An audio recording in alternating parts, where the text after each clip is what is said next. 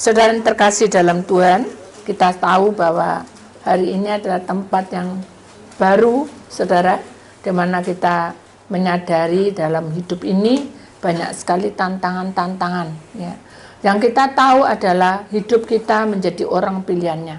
Dan kita tahu juga bahwa langkah kita sebagai orang pilihan ada di pihaknya. Gambarnya tidak ada. Gambar firman. Dan kita yakin sungguh saudara bahwa semua yang Tuhan sudah nyatakan di tengah-tengah kita adalah indah pada waktunya. Sorak-sorai kemenangan itu akan menjadi pilihan. Hari ini temanya adalah hak memilih. Ya. Hak untuk memilih, saudara. Orang yang menjadi pilihan Allah itu selalu mengambil satu keputusan. Hak yang menjadi pilihan yang sudah diberikan kepada kita itu adalah sesuatu yang indah di pemandangan Allah.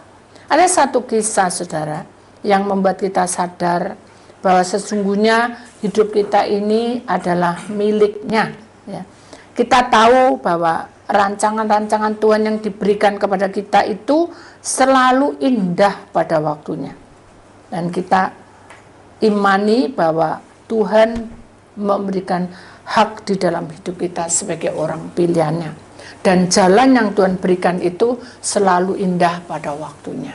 Ada satu kesaksian, seorang anak kecil, saudara, yang berjiwa besar. Kenapa? Karena dia kalau sakit tidak pernah mengeluh. Ya.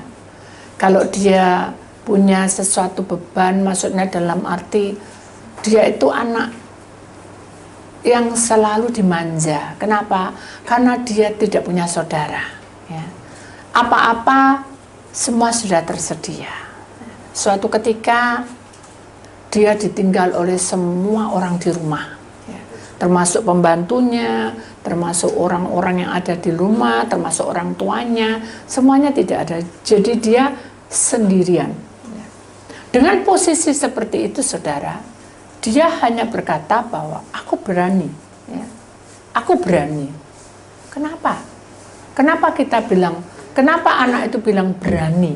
Karena dia sudah terbiasa dengan lingkungannya, terbiasa dengan lingkungannya, ya saudara. Jadi dia enjoy, dia bisa main apa, main itu, main ini, tidak ada masalah, ya. Dia bisa lakukan apapun karena di sana semua sudah tersedia. Ya. Nah, pada saat dia ingin ada sesuatu yang di pemandangannya, saudara, bahwa dia itu melihat sesuatu kaca itu agak sedikit mengganggu dia karena matahari, saudara, yang matahari itu yang harusnya dia bersinar, tetapi sinar itu kali ini seperti ada satu panggilan, saudara, yang dia harus ke sana. Akhirnya dia ke sana. Ya. Begitu dia ke sana, dia membuka jendela. Kenapa? Dari awalnya dia hanya melihat di kaca itu bahwa ada anak-anak yang banyak yang sebaya dengan dia. Hingga akhirnya dia buka kaca. Begitu dia buka kaca, dia lihat bahwa betapa menyenangkan anak-anak itu bisa main sepak bola, bisa main sembunyi-sembunyian. Dia itu melihat di atas begitu menyenangkan hatinya. Ada satu gejolak kuat sekali untuk turun ke bawah dan mau menyatu dengan anak-anak itu. Ketika dia lari dan dia mau mau keluar dari pintu itu, dia ingat pesan orang tua. Ingat nak, jangan kemana-mana. Kamu takut? Enggak, aku enggak takut. Kamu merasa sendirian? Tidak, ada Tuhan Yesus, dia bilang gitu. Kamu takut? Sekali lagi dia bilang orang tuanya, tidak, aku punya Tuhan, aku enggak takut. Nah, begitu dia mau membuka pintu, dia ingat pesan orang tuanya, jangan kemana-mana. Pesan itu yang mengingatkan dia bahwa dia harus memilih. Ya. Aku harus memilih yang mana. Aku harus keluar atau aku tinggal di tempat ini. Akhirnya dia membuka pintu, saudara, karena dia memutuskan untuk ikut dengan teman-teman yang baru yang tidak dia kenal. Tidak dia kenal. Begitu dia sudah mau melangkah satu kali, rasa gelisah ini bergejolak, saudara. Kenapa? Karena dia merasa bahwa hal ini adalah pelanggaran. Karena janji dia dengan orang tua, dia akan tidak kemana-mana. Dan tidak takut dan tidak merasa sendiri karena ada Tuhan Yesus. Begitu dia melangkah lagi yang kedua dan ketiga, akhirnya dia urung diri dan dia masuk kembali. Seperti di dalam firman Tuhan pada hari ini, hak untuk memilih itu adalah keputusan ada di tanganmu. Bukan di tangan pendeta, dengarkan. Bukan di tangan dokter, dengarkan. Bukan di tangan orang-orang yang bisa memberi kamu nasihat. Mereka itu hanya sebagai pelantara untuk menyampaikan semua itu. Paham? Jadi saudara harus mengerti bahwa semua dalam hidupmu itu sampai detik ini, sampai Maranatha datang, itu harus mengambil satu keputusan. Dan keputusan itu harus ada di dalam tanganmu sendiri. Kenapa? Karena kita hidup pribadi lepas pribadi. Kita lanjutkan kesaksian anak ini. Begitu dia masuk ke dalam, dia ingat pesannya mamahnya lagi sama papanya. Kamu takut? Tidak, ada Tuhan Yesus. Kamu merasa sendiri? Tidak, aku tidak merasa sendiri. Aku enjoy aja, aku ada Tuhan. Nah, dari situlah dia mulai komitmen. Dia mengambil langkah pribadi dia tutup, dan dia lihat jendela, dan dia lihat teman-temannya lari sana sini, dia pengen. Tapi dia kembali ingat, oh ya, aku di sini pun juga senang ada Tuhan. Berarti apa yang harus kulakukan? Keputusan ini ada di tanganku. Ya sudahlah, aku mau mengikut aja. Aku mau ada Tuhan akan menemani aku. Nah, keputusan itulah yang membuat dia aman, saudara. Kenapa? Karena yang dipilih adalah Tuhan yang maha tahu, yang maha kuasa, yang maha mengerti, yang tahu dia pengen ke sana. Betul kan? Tuhan yang tahu toh. Mata Tuhan itu melihat. Begitu dia sudah mengambil keputusan itu dan dia berdoa. Wis Tuhan. Jadi itu doanya singkat. Tapi mungkin buat dia tidak doa, tapi itu adalah permohonan. Wis Tuhan, aku sudah menepati janji. Aku milik. Tuhan menemani aku sepanjang hari. Sampai papa mamaku datang. Benar ya? Begitu tidak lama, saudara. Oh isi kan, Allah itu maha tahu. Dia tahu dan tepat pada waktunya. Akhirnya saudara, tak lama di bagian jendela sebelah ujung sana ada kelambunya itu kena angin dan dia tiba-tiba ada sesuatu yang terlempar, plok gitu. Dia pikir ini apa ya? Pasti mungkin bolanya anak-anak itu, tapi tidak mungkin dari ujung ke ujung. Akhirnya dia deketi. Begitu dia dideketi, saudara tahu apa yang terjadi? Ternyata ada burung yang liar yang jatuh di situ. Setelah itu dia pegang burung ini, kok lucu ya? Karena sudah bulunya bagus ya, tapi dia lulut, tahu lulut ya? Luluh. Dia selalu kayak kalau dipegang-pegang gini, dia seperti kayaknya mau gitu, nurut gitu ya, gini. Terus kalau diajak omong, dia seperti mengerti gitu. Dari situlah dia mulai memelihara burung itu dan dia tidak merasa kesepian. Siapa yang mengirim burung itu? Siapa? Kebetulan? Tuhan. Tuhan yang mengirim. Jadi kalau kita mengambil satu keputusan, saudara, kalau kita sudah melangkah, kalau Tuhan yang bekerja, itu lebih dahsyat. Akhirnya mamanya datang. Dia cerita panjang lebar saat makan. Dan dia tanya sama mamanya.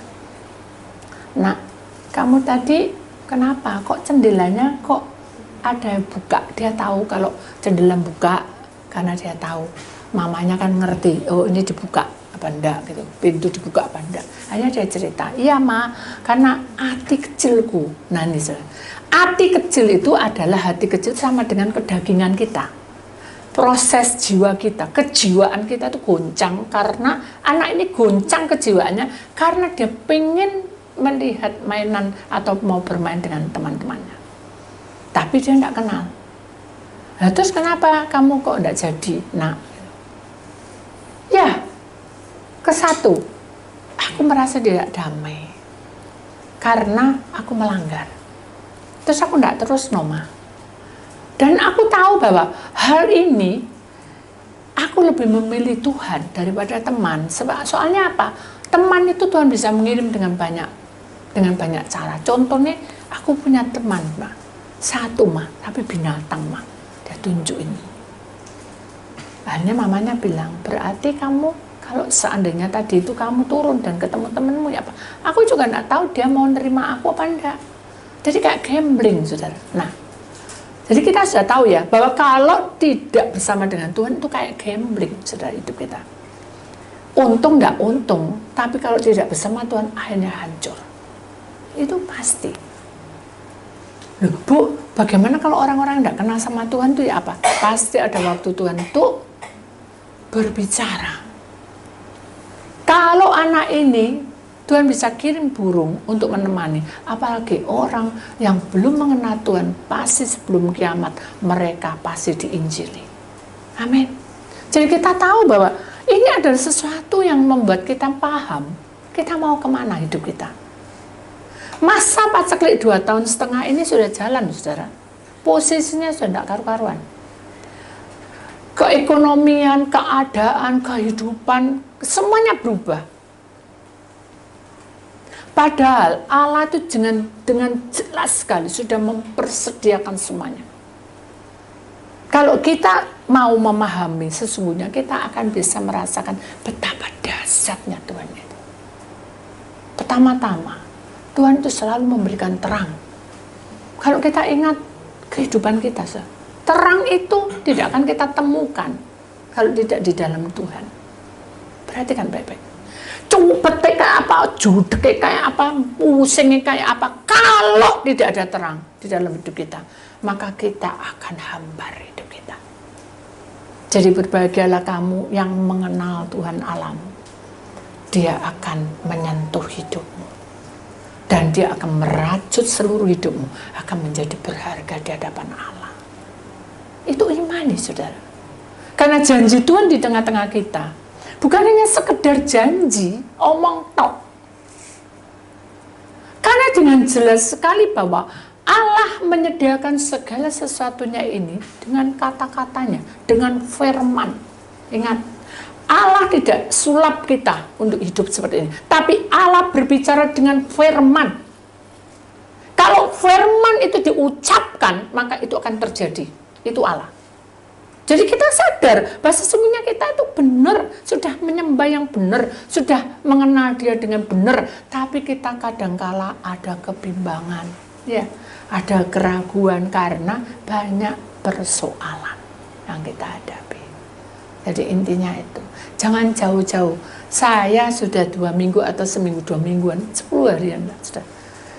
Saya sudah sering saksikan di sini. Orang kayak sakit itu tidak enak, saya. Sudah vertigo, gigi kemeng, bengkak, nut-nut, gak bisa tidur. Wis, itu sudah kesiksa sekali, saya. Tapi karena saya tahu Tuhan itu tidak tidur, saudara. Dia tahu keperluan saya. Dia ngerti saya harus bagaimana. Dan ada waktunya untuk berhenti. Ada waktunya untuk beristirahat. Nah, itu jalannya Tuhan diberikan kepada kita. Jadi kita ini semangat untuk melayani Tuhan. Tapi ada waktunya kita tinggal di Yerusalem. Tinggal duduk diam, berdoa dan berserah. Kadang orang itu gini, saudara. Mengapa saya berkata tentang keputusan hari ini? Karena karena Allah melihat isi hati kita. Ada orang yang merasa bahwa kalau ini terjadi sesuatu kayak gini, aku tidak suka. Aku maunya begini. Karena setia. Itu sudah. Kalau kita tidak setia, mungkin ya ada sesuatu yang tidak pas, sudah keluar, buang aja gitu aja. Tapi karena kita sehati sepikir, kita tidak bisa untuk berpisah seenaknya gitu. Jujur, itu aku itu. Sehingga kita ngedrop. Dengan ngedrop itu saudara, kita harus sadar. Tidak boleh turun-turun terus saudara. Nanti jadi apa? Tubuh kita ini bukan sarang penyakit. Halo? Tubuh kita ini bukan sarang stres. Halo? Tubuh kita ini bukan sarangnya untuk kita berpikir jelek-jelek. Dan tubuh kita bukan untuk protes terus, saudara. Kalau kita protes terus, saudara, itu akan terjadi. Kenapa? Iblis tangkap perkataan kita. Kalau kita tidak puas terus, iblis tangkap ketidakpuasan kita. Hingga dalam hidup kita merasa sudah tidak nyaman lagi.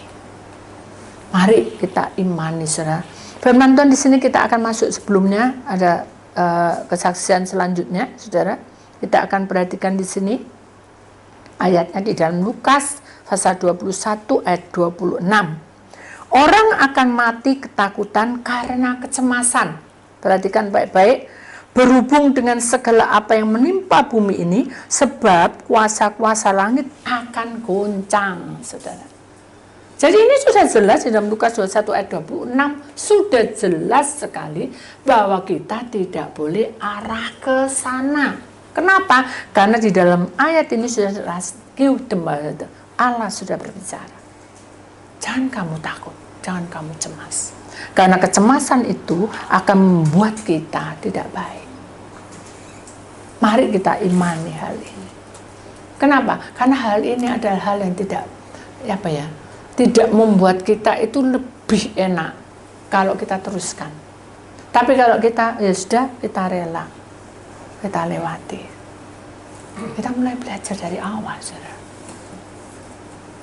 Kalau saudara merasa itu menjamin saudara untuk nyaman bersama Tuhan, dan saya yakin kebersamaan dengan Tuhan itu lebih dahsyat daripada kita kebersamaan dengan manusia. Kenapa? Karena manusia tidak sempurna. Perhatikan baik-baik. Jangan mengandalkan manusia. Andalkan Tuhan di atas segala-galanya. Amin. Karena apa? Karena dalam segala perkara Tuhan itu baik. Tuhan itu menciptakan dari semuanya itu 6 hari. Pertama terang, kedua cakrawala. Padahal semua alam semesta ini karu-karuan. Tapi Allah hadir, dia cuma gedek-gedek aja apa nih. Hanya dia berfirman. Dengan perkataannya aja. Terang, bisa. Terang bisa. Jadi ada cakrawala. Bagus. Kita lihat, sudah pernah lihat pagi, bangun pagi? Sudah pernah lihat matahari terbenam? Semua dibuka. Itu untuk siapa? Untuk manusia. Ketiga, daratan yang tadi tidak karu-karuan sudah jadi campur lempung, campur air laut. Daratan dibentuk, saudara. Lautan juga dipisah-pisah, saudara. Tumbuh-tumbuhan mulai bergerak, saudara. Firman-Nya. Hiduplah kamu tumbuhan dari segala tumbuhan yang berbiji dan tidak berbiji. Oh, langsung bergerak. Itu firman-Nya. Kemudian hubinama, binetesikenama. Tuhan memilah-milah antara terang dan gelap. Ada pagi, ada malam. Bayangin saya, tidak cukup itu. Tuhan ingin manusia ada penghiburannya. Dia kirim itu binatang hari kelima.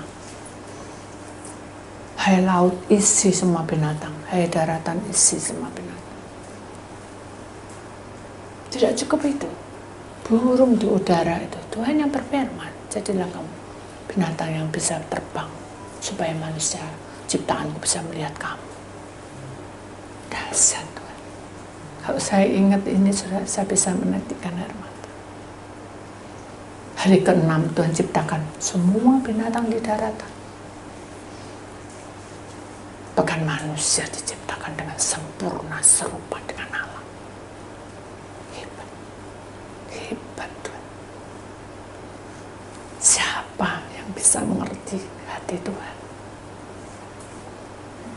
Masakan kita tidak tersentuh dengan semua pemberian Allah kepada kita?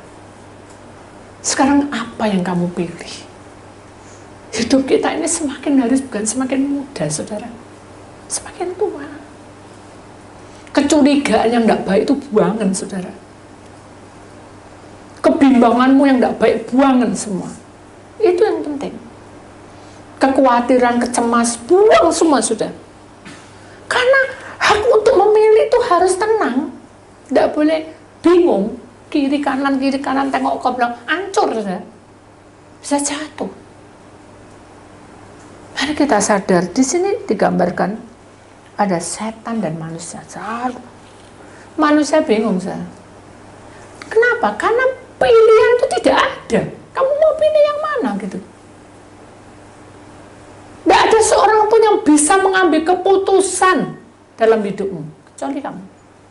Kita sendiri. Kita bisa mendidik anak kita, tapi keputusan terhadap anak. Tapi kita tetap lipat tangan, tutup mata, tunduk kepala, doakan anak-anak, kan gitu. Kita tidak bisa mengatur suami karena dia kepala rumah tangga. Tapi kita harus lipat tangan, tutup mata, tunduk kepala, lindungi suamiku, kan gitu.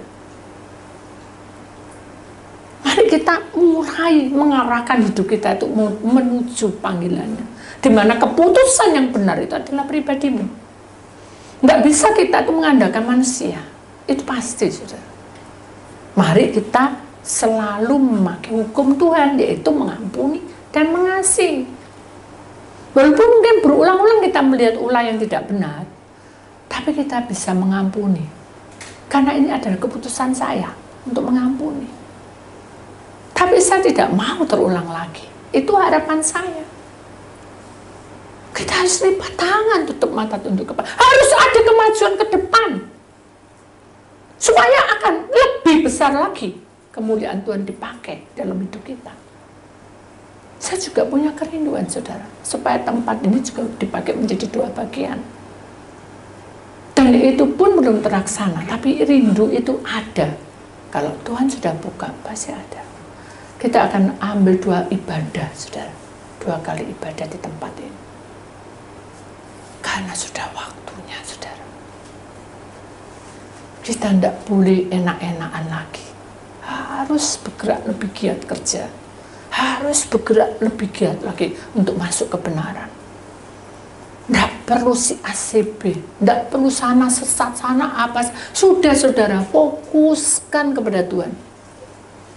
Jangan mendengar suara sumbang. Jangan mendengar suara hatimu yang galau. Itu membuat kita hancur, runyam.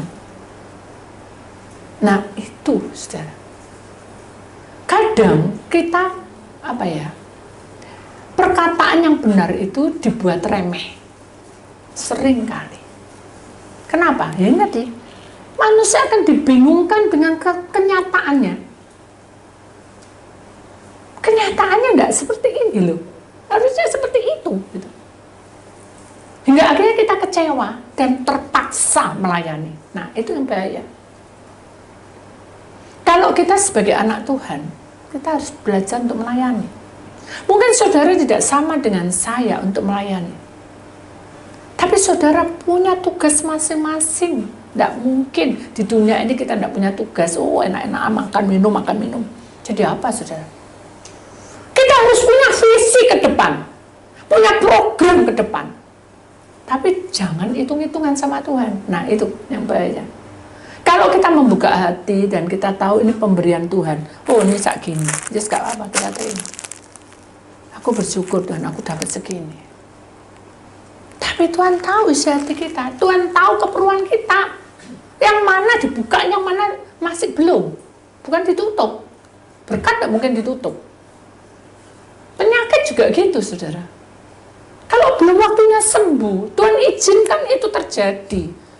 Ya kita harus menerima. Kita harus pelan-pelan dengan sabar, membuka hati. Dengan hati yang lapang, kita terima. Tuhan tuh tahu isi hati kita, saudara. Dia menciptakan semua itu untuk manusia. Kurang apa kita? Kita menyadari bahwa hidup di dunia ini banyak sekali hal yang membuat kita kecewa. Benar. Sangat kecewa. Ini dengan ini tidak sama. Ini tidak sama. Di belakangnya beda. Kalau kita lihat dunia, manusia itu topeng kehidupan. Ya memang benar. Tapi kita tidak perlu ngurusi itu, saudara. Biarkan yang berlalu, biarkan. Saya cuma hanya gini, Tuhan, tak serano pedemu. Apa yang kau mau, tak serano. Karena Tuhan sudah bilang, waktunya sudah tiba. Padi sudah menguning, asalnya semua gandum sudah menguning. Tinggal bagaimana kamu mengambilnya.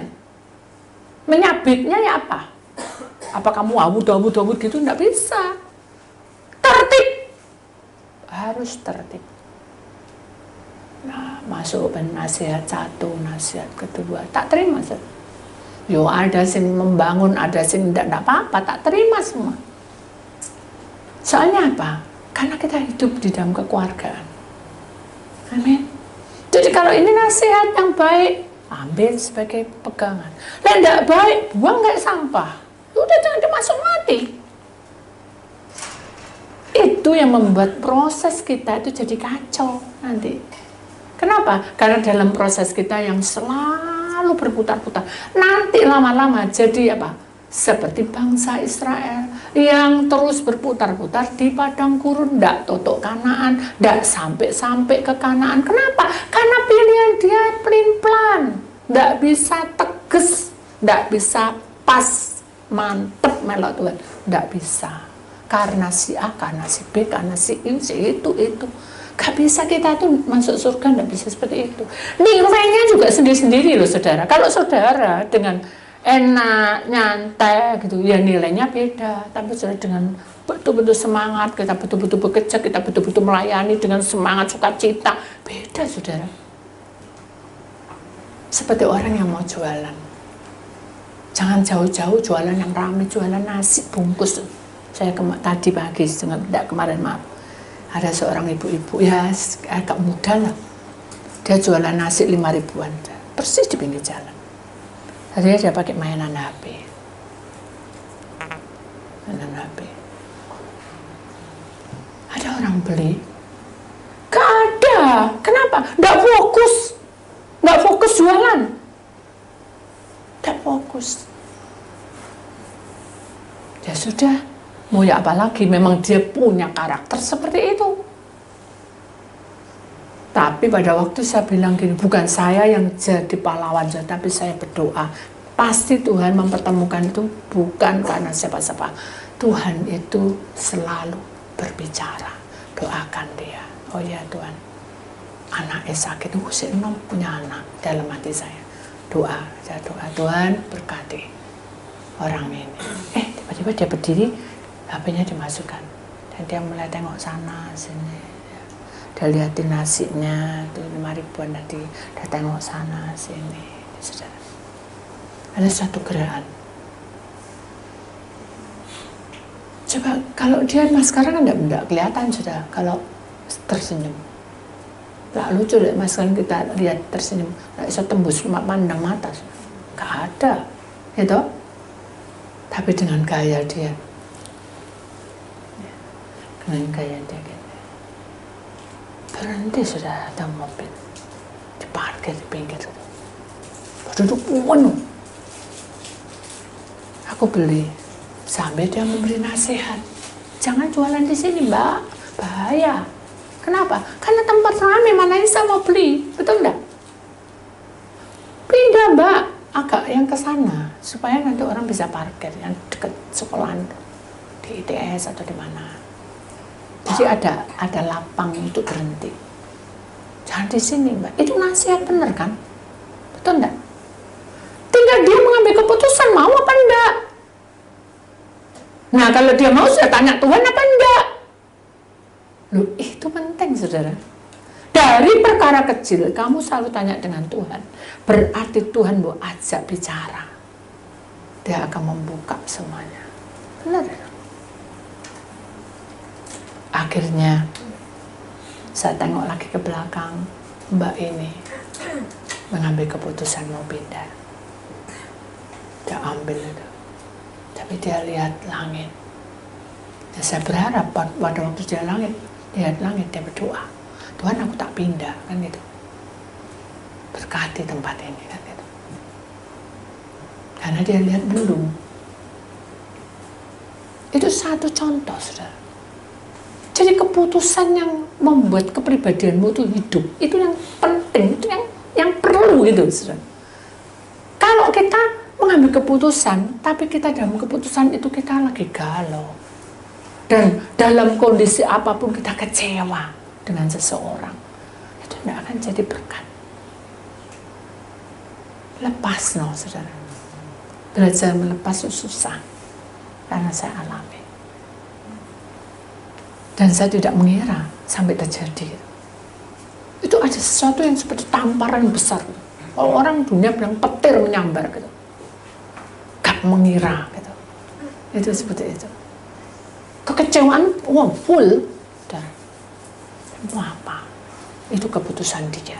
Kan itu. Jadi semuanya itu sebetulnya sudah ada apa ya? Ada awal dan ada akhir. Benar, Tuhan. Ada awal dan ada akhir. Kalau kamu awalnya kamu setia, tapi mbok akhiri dengan tidak baik, ya sudah. Sampai di sini kan gitu. Tapi kalau kamu dari awal kamu sudah mulai takut-takutan, terus kamu terakhirnya kamu tambah cinta Tuhan. Loh, Tuhan ikut campur tangan. Dibuka. Kenapa kamu kayak gini? Ya karena kamu gini. Kenapa kok bisa begitu? Karena kamu begitu. Gitu. Ada jawab. Ada solusi kalau mengikut Tuhan. Ada solusinya. Jadi mari kita imani bahwa jalan-jalan Tuhan itu ditentukan bukan dengan kemauan kita, tapi dengan Tuhan. Amin. Kita lewati. Supaya kita tidak galau lagi, supaya kita tenang, teduh, supaya iblis tidak tangkap kita terus, kita ketangkap bahasa terus sudah. Ketangkap di sini, ketangkap di situ, ketangkap. Kenapa? Karena pikiran kita tidak tenang. Hati kita kacau seperti saya, bingung sendiri. Apa nih? Ke dokter mana nih? Ke dokter mana nih? Begitu saja lepaskan semua obatnya, sembuh sendiri. Kenapa? Karena saya peraturannya. Oh, sudah antibiotik, sudah 5 hari, sudah stop. Coba kalau saya minum terus, jadi apa saya? Itu intinya kan kayak gitu. Kita sudah berusaha, tapi keputusan saya adalah saya serahkan semua pada Tuhan. Tak stop semua. Hanya juga bisa.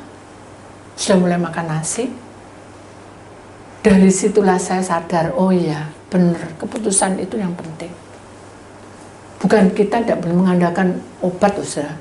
Kita tetap mengandalkan juga, cuma didoakan, ini obat datang dari Tuhan. Itu yang penting. Ingat ya, keputusan itu penting. Kemudian kita lihat lagi di dalam gambar selanjutnya, saudara. Pastikan kita hidup dalam kendali Allah yang benar dan menaklukkan iblis yang ada dalam kita. Jadi semakin kita itu kuat di dalam persaudaraan, semakin kita kokoh di dalam segala perkara bersama dengan Tuhan, maka kita ini semakin di dalam naungan Allah yang benar.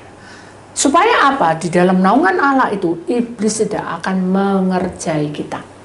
Loh Bu, tapi bukti nih Bu, aku sih sakit-sakit terus Bu. Bukti no aku mulai dari muda sampai sekarang. Loh, dilihat dulu sakit apa. Ya, saya sakit tekanan darah tinggi itu turunan.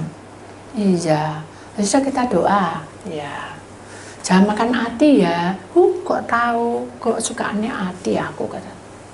Jangan makan itu ya, bakso ya, sama lombok-lombok yang pedes-pedes, nanti akhirnya marah-marah. Jangan suka marah-marah. Kok tahu Bu Titi itu sakti, gitu. Akhirnya saya disakti-saktiin, saudara. Kenapa kok tahu jeruannya aku gitu?